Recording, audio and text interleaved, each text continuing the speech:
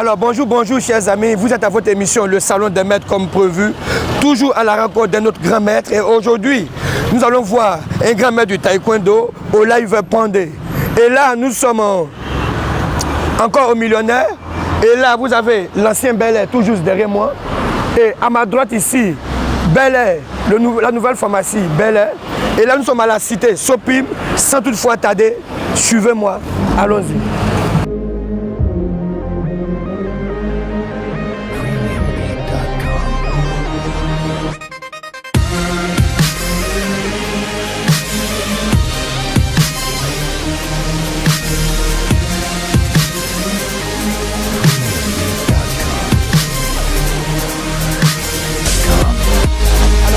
Comme prévu, vous êtes à l'émission Le Salon des Maîtres toujours. Et là, nous constatons que déjà le grand maître est déjà là déjà.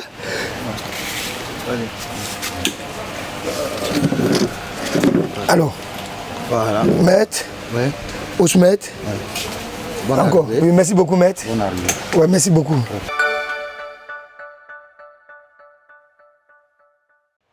Alors, comme prévu, vous êtes à votre émission Le Salon des Maîtres toujours. Et là, nous sommes avec, comment on le dirait, un dinosaure. On pourrait le dire comme un grand chef. On pourrait le dire comme un doyen, un grand frère. C'est lui qui a fait parler de lui en Côte d'Ivoire. Celui qui a fait monter haut le drapeau de la Côte d'Ivoire. Notre grand maître, Oliver Pandey. Alors, sans toutefois tarder. Alors, bonjour maître encore. Bonjour. Et nous voulons savoir, sans toutefois tarder, qui est Oliver Pandey? Bon ben, Oliver Pandey à l'état civil, c'est Roland Néaï Olivier Paulin. Que mon nom clé.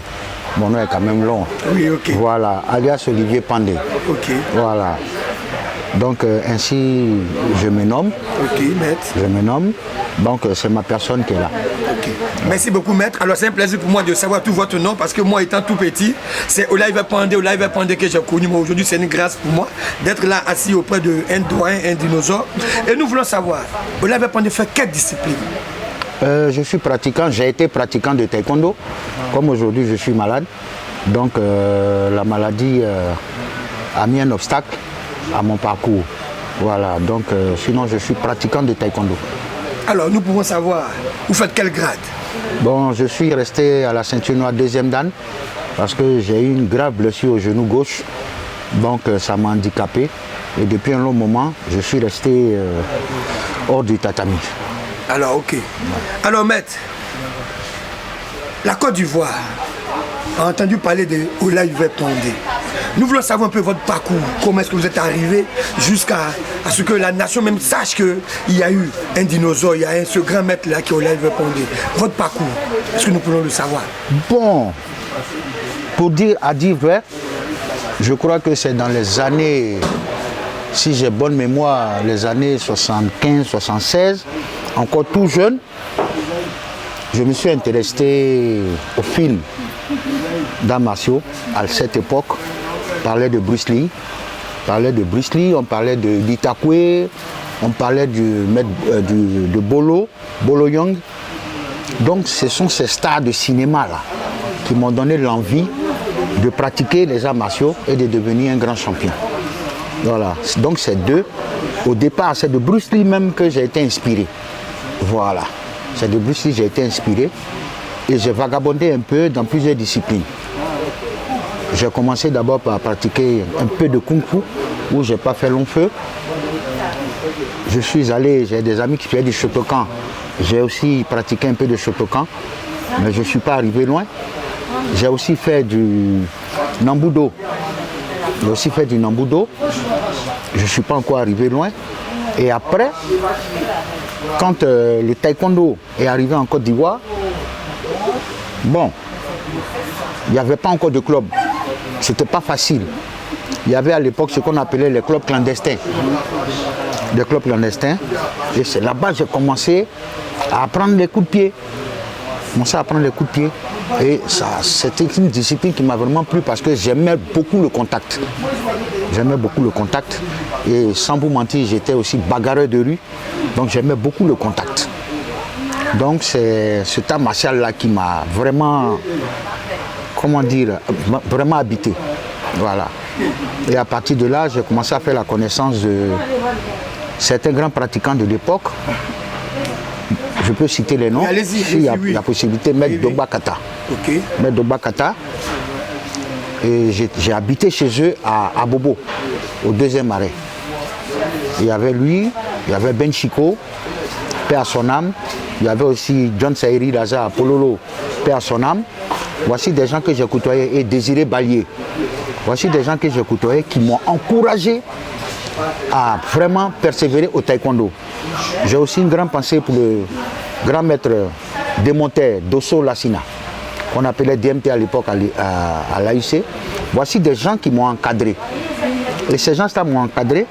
Donc quand j'ai quitté Abobo et que je suis arrivé à Yopougon, j'ai fait la connaissance d'un ami qui combattait, qui était déjà à l'ECI. À l'ECI à l'époque, ECI qui est devenu CIE maintenant. Et ça, je vous parle des années 80 à l'ECI. Donc c'est avec lui maintenant que je faisais mes entraînements du quartier. Et il m'a regardé, il a dit, mais tiens, tu n'es pas dans un club. Mais comment tu arrives à développer ce genre de coup de pied? Moi, tu es fantastique.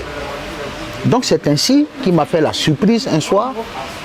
Il me dit, accompagne-moi au plateau. Donc on arrive au plateau, à l'ECI, à la direction générale de l'ECI. On rentre au sous-sol, je vois plein de gens qui sont habillés en dobok, machin, mais j'ai dit, mais attends, qu'est-ce qu'on vient faire ici? Il dit non, j'ai parlé de toi à Maître Boma et à Maître Kouma, j'ai parlé de toi, donc ils ont demandé à te voir. Je n'avais aucune base parce que c'est les clubs. Moi, la base que j'avais, c'était les clubs clandestins, donc c'était pas pareil. L'enseignement, la pratique, tout ça, c'était pas pareil. Donc je suis arrivé et j'avais pas d'équipement. Donc j'ai assisté, ils m'ont vu. Donc le jour d'après, je suis arrivé. Le CI m'a habillé, ils m'ont donné un équipement, tout et tout. Parce que c'était un club qui combattait pour une entreprise, une grande société de la place, à cette époque. Donc on m'a habillé. Et quand on m'a habillé, bon, à ma grande surprise, je devais normalement porter la ceinture blanche. Mais je n'ai jamais attaché de ceinture blanche, ni de ceinture jaune. On m'a donné la bleue, 6e cup. Donc j'ai attaché la ceinture bleue, 6e cup. Et j'étais là. Donc j'ai fait la connaissance de tous les gars qui étaient là. Isaac Sissoko, Thomas, Apollos, Maître Malan, Maître Fouet. En tout cas, il y avait une pléiade de combattants. Oui, de vrais champions que l'ECI a formés. Et je suis venu tomber dans cette escarcelle de l'ECI. Donc, on a commencé à modifier ma manière de combattre, ma manière de faire mes techniques. Ils ont tout aménagé. On a mis des gens autour de moi, mais c'est parce que je suis gaucher. Et vous savez, pour entraîner un gaucher, c'est pas vraiment facile.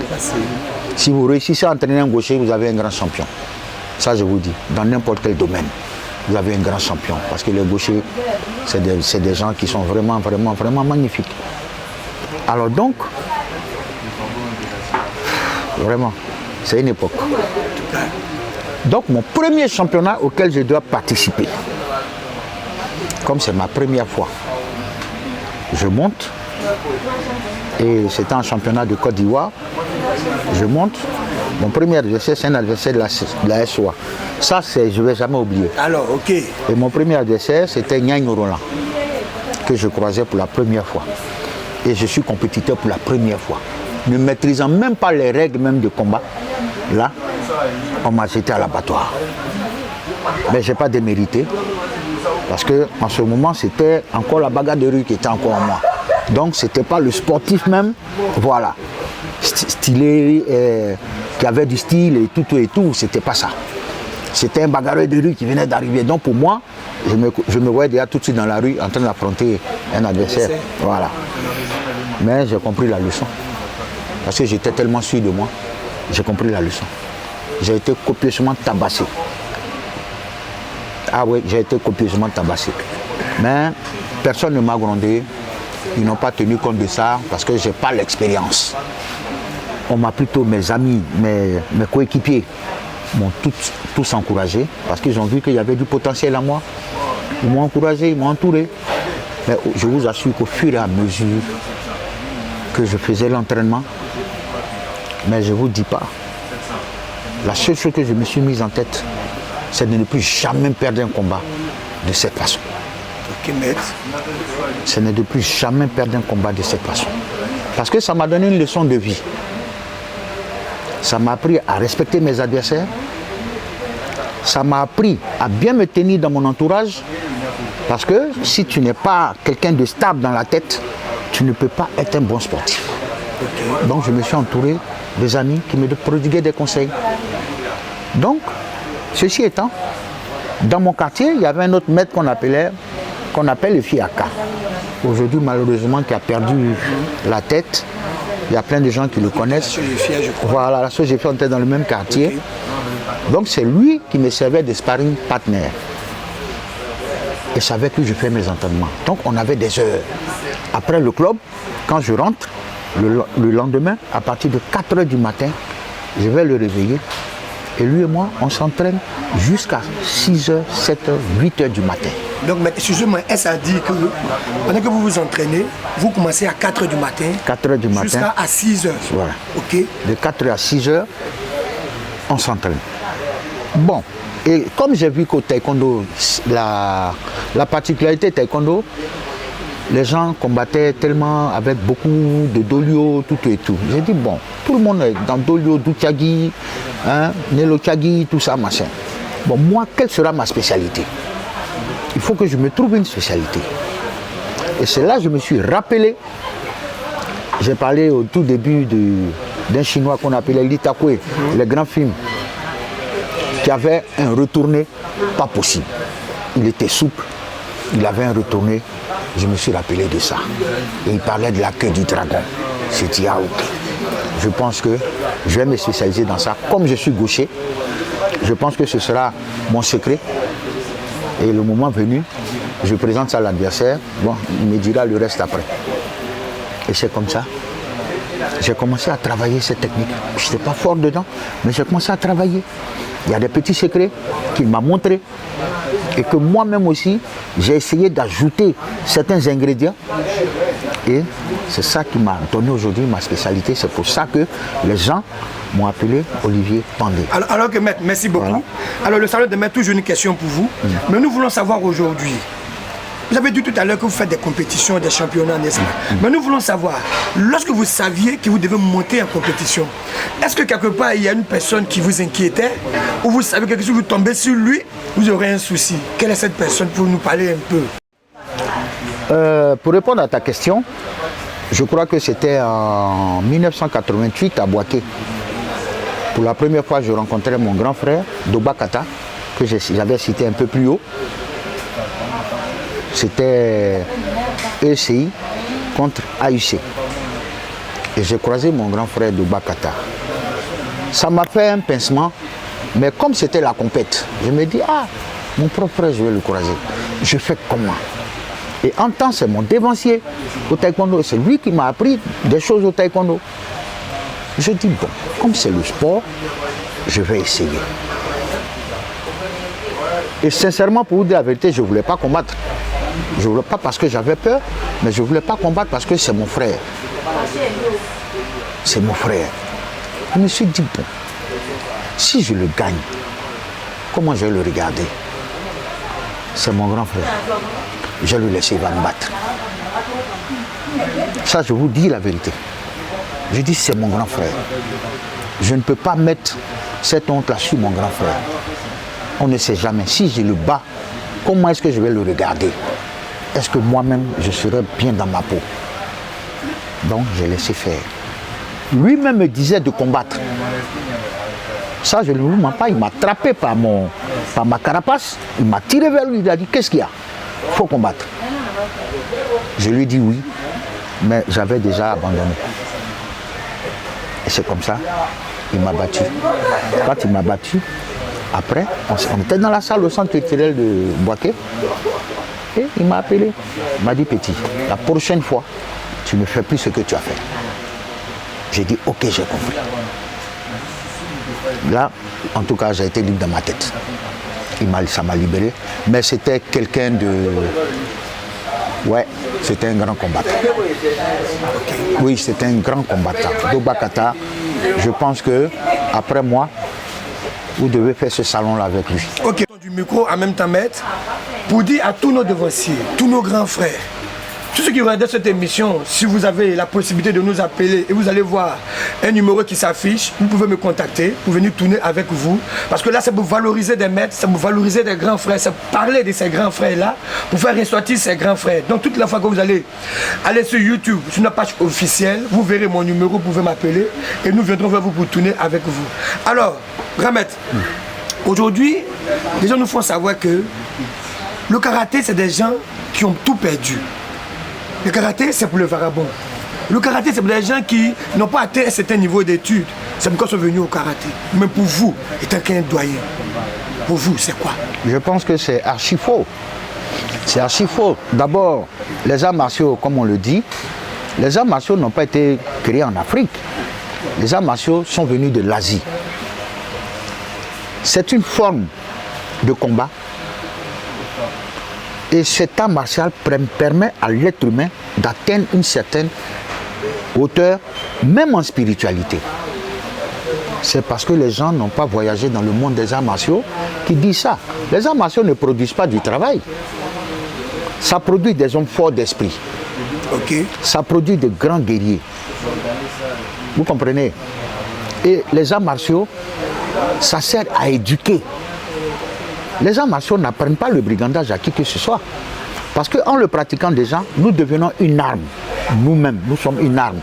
Et sachant très bien que nous disposons d'une arme qui est mortelle, on ne peut pas se permettre à utiliser ça à tout bout de champ, à tout va pour agresser les gens. On peut être fonctionnaire et puis pratiquer les arts martiaux. C'est pour son bien-être. C'est pour la santé. Vous comprenez? C'est pour la santé. Surtout la santé.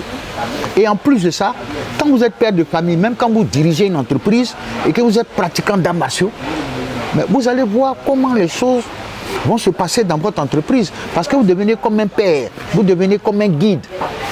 Parce qu'à tout moment, vous êtes inspiré du comportement de l'être humain. Vous apprenez à connaître l'être humain. Vous apprenez à vivre en communauté. Parce que dès l'instant où les arts martiaux, vous le pratiquez, vous ne pratiquez pas ça seul. Vous le pratiquez avec un bon nombre de personnes. Vous vivez en communauté parce que chacun vient avec son comportement. Et à partir de là, on fait une sauce. Une seule sauce que tout le monde s'assoit pour manger.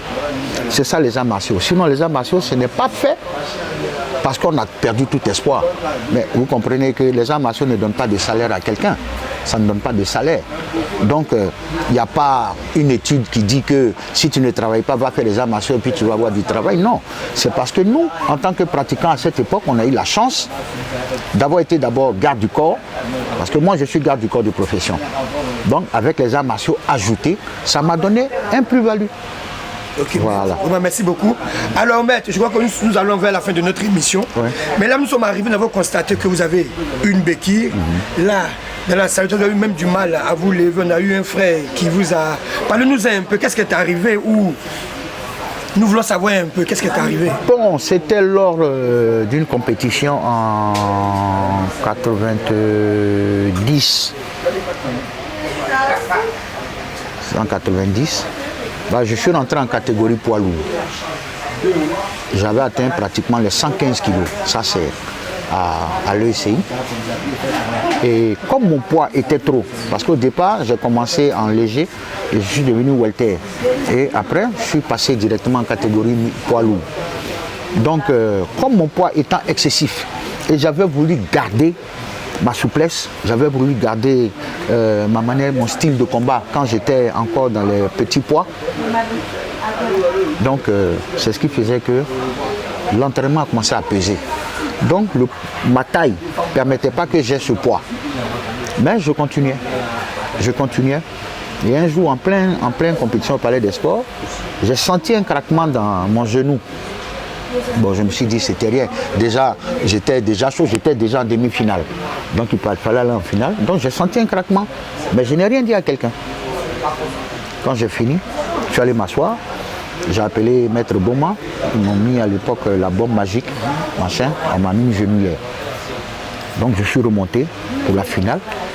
Et quand j'ai gagné la finale, j'ai pris mon trophée de champion de Côte d'Ivoire. Et je suis rentré à la maison.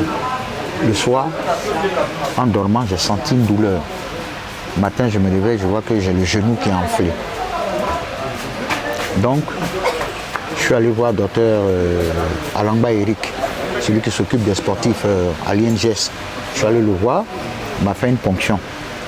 Bon, au départ, on se disait qu'il n'y avait rien de grave, c'était juste la ponction. Et je reprenais les entraînements. Je compétissais. Et quand ils ont fermé le club ECI, à la rentrée sportive, on nous a dit non, que ECI est fermé. Donc, le club, les élèves, on s'est dispersés. Moi, je suis allé à la SOA avec Maître Diomandé Wallace Père son âme. Et c'est là-bas, je suis devenu carrément titulaire en catégorie poids lourd. Et là, j'avais 130 kg. De 115, j'ai augmenté encore de 15 kg. J'ai une photo ici même que je pourrais vous faire voir comment j'étais avant. Alors, donc, à force de faire ma spécialité, malgré que je suis poids lourd, mais malgré ça, je continue à faire ma spécialité, qui est le Mondolo Tchagi qu'on appelle Pandé, que les gens appellent Pandé communément, sinon c'est Mondolo Tchagi. Comme j'étais spécialiste dedans, et c'est avec ça que je faisais mes KO, tout et tout. Mais les gens sont étonnés, mais avec ce poids-là, comment il arrive, les gens ont cherché. Il y en a même qui disaient que c'était mystique, que j'allais voir les. J'ai dit non, c'est l'entraînement. C'est un secret qu'on ne peut pas donner. C'est ce secret-là, tu ne peux donner qu'à quelqu'un que tu veux vraiment qu'il te ressemble. C'est à lui que tu peux donner, sinon c'est pas quelque chose qu'on peut en parler. Okay, voilà. Alors maître. Donc pour continuer, allez-y. Je suis allé faire une radio et le médecin m'a demandé que la radio ne va pas bien éclaircir, d'aller faire une IRM. C'est quand je suis allé faire l'IRM qu'on a constaté que l'os du tibia et l'os du fémur, les deux se touchent. Le ligament il est coupé, vous voyez même quand j'appuie, il y a la synovie qui déborde. Donc le ligament est coupé, ça fait que la synovie déborde. Ici aussi il y a un ligament qui est coupé. Vous voyez, c'est les deux genoux qui sont carrément foutus. Donc le cartilage est quitté, les os se touchent. Donc il me faut subir une opération pour qu'on me mette des prothèses. Ok, on va déplacer un peu la table, on va voir. On va déplacer un peu la table, on va voir les genoux. Voilà. Donc voilà. Ouais. Ici, quand vous appuyez, voilà, vous sentez qu'il y a du mou. Voilà. Le liquide est là. Voilà. Ici aussi pareil. Voilà, de la synovie. Donc ce qui fait que j'ai du mal à me déplacer. Je suis là. Donc je suis en attente des moyens financiers pour pouvoir me faire opérer. Et les derniers médecins que j'ai vus m'ont demandé à ce que ce soit fait en son temps. En son temps, quand je les avais vus, ils m'ont demandé si j'avais des relations en Europe, que c'est là-bas seulement qu'on peut faire l'opération. Mais je pense qu'aujourd'hui, on m'a fait savoir qu'il y a à la clinique Farah, il y a un grand chirurgien là-bas qui est capable de faire l'opération et mettre les prothèses. Mais je ne suis pas encore allé le rencontrer, j'attends d'avoir son nom et aller le croiser pour qu'il me fasse, comment on appelle ça. Okay, ouais. Regardez la caméra. Ouais. Et là, moi étant que votre fils, je vous ai connu, entendu parler de vous parce que j'étais encore très jeune quand j'ai débuté, entendu parler de vous. Alors aujourd'hui, je suis auprès d'un doyen, un grand frère, mais qui a mal au genou. Regardez la caméra et dites quelque chose. Vous avez un souci, un besoin d'aide.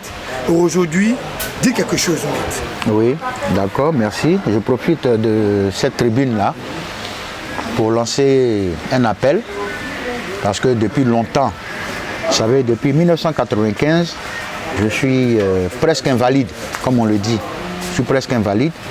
Donc je suis à la recherche de moyens pour pouvoir subir une opération chirurgicale. Voilà. C'est pour qu'on puisse me mettre des prothèses. Donc s'il y a de bonnes volontés qui verront cette émission, qui seront prêts à m'aider, mon numéro c'est le 01 03 56 25 06. Je le prends, 01 03 56 25 06. Alors maître, merci beaucoup. Alors, tous, nous avons entendu parler de Olaïve Pondé. Il a fait des merveilles. Il a fait parler de la Côte d'Ivoire. Mais aujourd'hui, notre doyen, notre maître, notre grand frère ne peut pas marcher. Et voilà, c'est désolant parce que je l'ai trouvé avec 2 béquilles. Il a été aidé à se lever avec l'appui d'un frère. Aujourd'hui, l'appel est annoncé. Vous, notre doyen, vous, nos dévanciers. Il a donné son contact, où vous me contactez. On vous donnera le lieu où le trouver, le grand frère Pandé, pour que tous ensemble, celui qui a fait la Côte d'Ivoire, nous puissions lui venir en aide. Alors, grand maître, nous sommes au fin de notre émission, mais est-ce que vous pouvez dire vos mots de fin?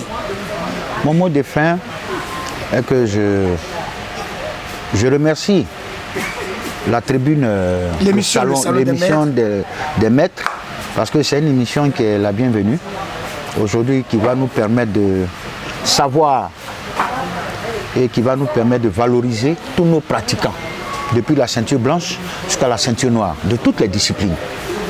Vraiment, je suis très ému et je suis très content de cette visite.